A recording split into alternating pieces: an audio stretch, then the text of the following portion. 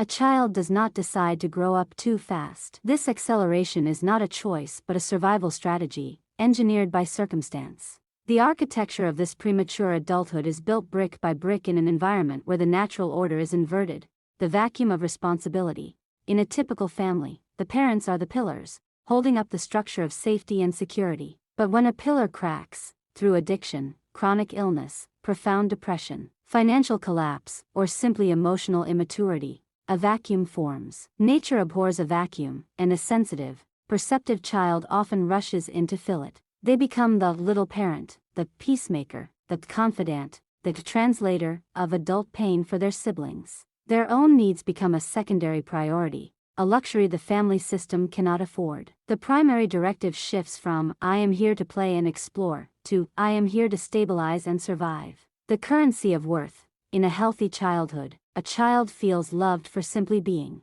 For the child growing up too fast, love and approval become conditional, tied to their performance and utility.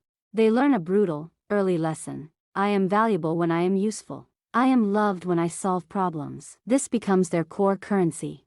They become expert readers of microexpressions, tone of voice, and atmospheric tension in a room. They develop a radar for distress that is so finely tuned it borders on the psychic. This is not empathy in its pure form, it is hypervigilance, a constant, exhausting state of high alert, scanning for the next emotional fire they will be expected to put out. Inside this child exists a paradox, a world that is both incredibly mature and profoundly underdeveloped, the competent shell.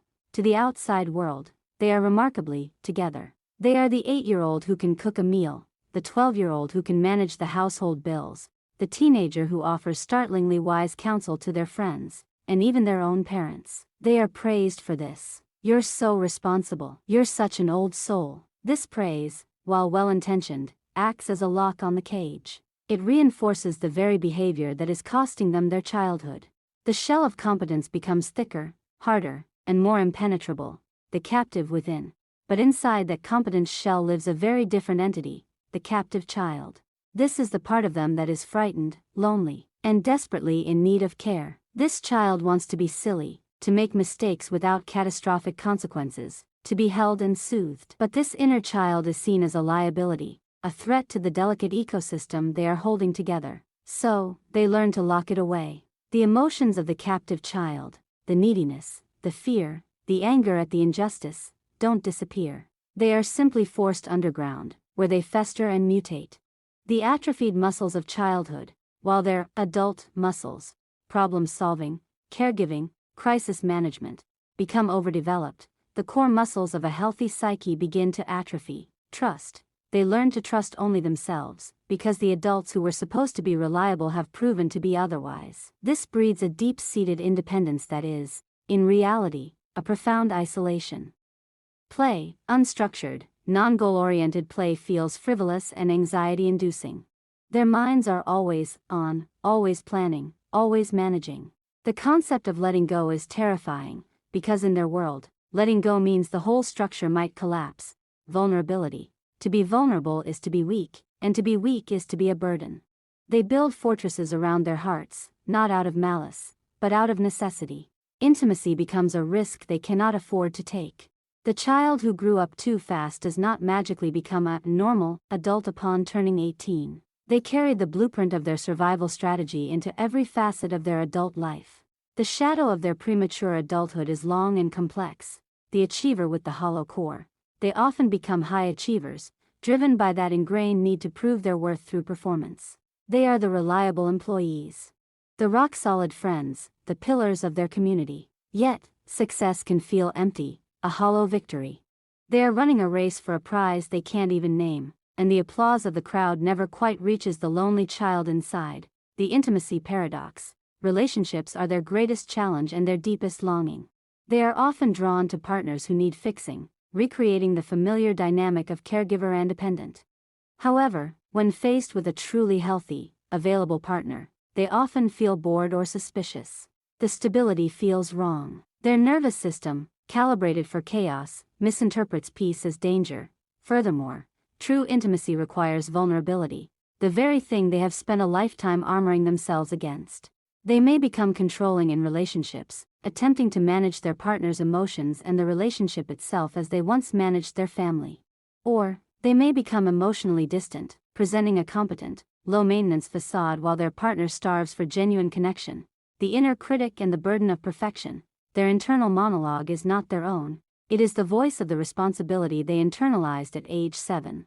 It is a relentless, unforgiving critic. Any mistake, however small, is not a learning opportunity but a catastrophic failure of their core identity. This leads to anxiety, burnout, and a profound fear of taking healthy risks. The grief for a ghost.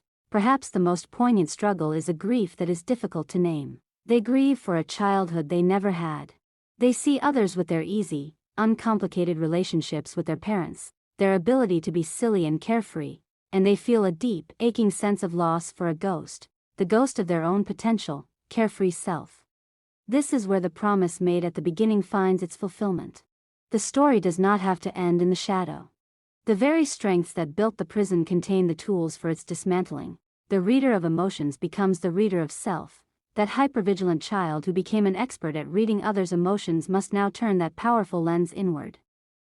This is the first and most crucial step, to learn to identify their own feelings. What am I feeling right now? Not what is my partner feeling, or my boss, or my friend. What is the need of the captive child inside me? This is a slow, deliberate process of reparenting oneself. The problem solver solves the right problem. The brilliant, adaptive mind that could solve any external crisis must now be applied to the internal one. The problem is no longer, how do I keep everyone else happy?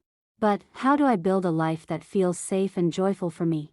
This involves setting radical boundaries, a skill that feels selfish and terrifying at first but is ultimately an act of profound self-love. Relearning the language of play, they must consciously, deliberately, and awkwardly practice being a child. This might mean taking up a silly hobby with no productive outcome, watching cartoons, coloring, or simply allowing themselves to do absolutely nothing. It feels wrong. The inner critic will scream that it's a waste of time. But it is in these moments of useless joy that the captive child is given air and begins to breathe again. The courage to be vulnerable. The greatest act of rebellion for the adult who grew up too fast is to choose vulnerability.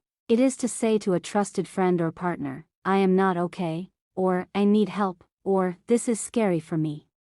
Each time they do this and the world does not end, a brick is removed from the fortress. They learn, slowly and painfully, that needing others is not a failure, but the very essence of being human. The psychology of a child who grew up too fast is the story of a soul that learned to build a fortress to survive a storm. The fortress served its purpose. It was strong, it was impressive, and it kept them safe. But a fortress is not a home. It is dark, it is lonely, and the windows are small. The journey to wholeness is not about destroying the fortress.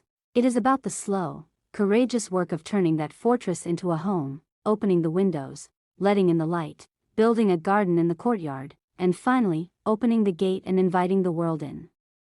The wise, resilient, capable adult they became is perfectly equipped for this renovation. It is the ultimate act of integration, honoring the strength of the survivor while finally, mercifully, making a home for the child.